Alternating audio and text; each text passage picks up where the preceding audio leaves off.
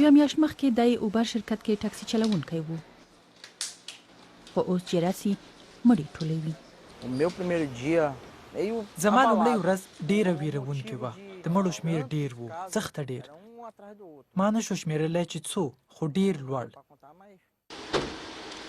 دی هره ورځ له روغتونونو او کورونو مړي راغونډوي او مناوس کې تر ټولو لوی هدیرې ته وړي.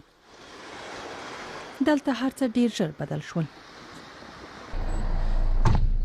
نن چې راسي د یو چا کور ته ورځي چې له کورونا مړ شوی.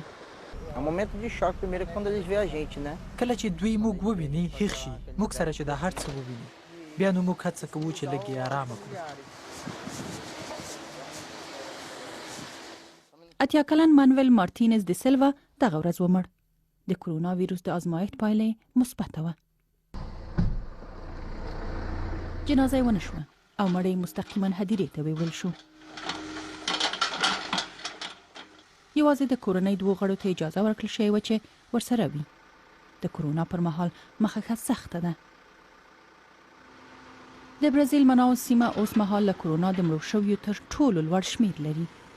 د خپرېدا کچه لا هم لوړیږي او ویره ده چې د ناروغانو لپاره به کافي کټونه نه وي.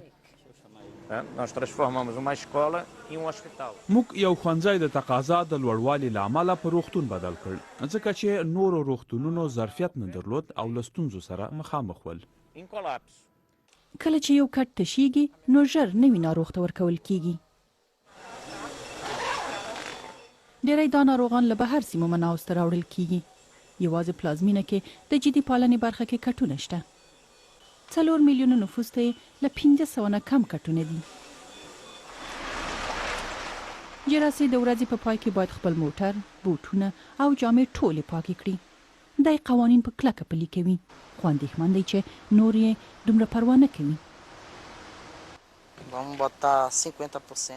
و به وایم چې یوازې 50 سلنه خلک روغتیایي او د صفایي اصول مراعتوي، نور نه.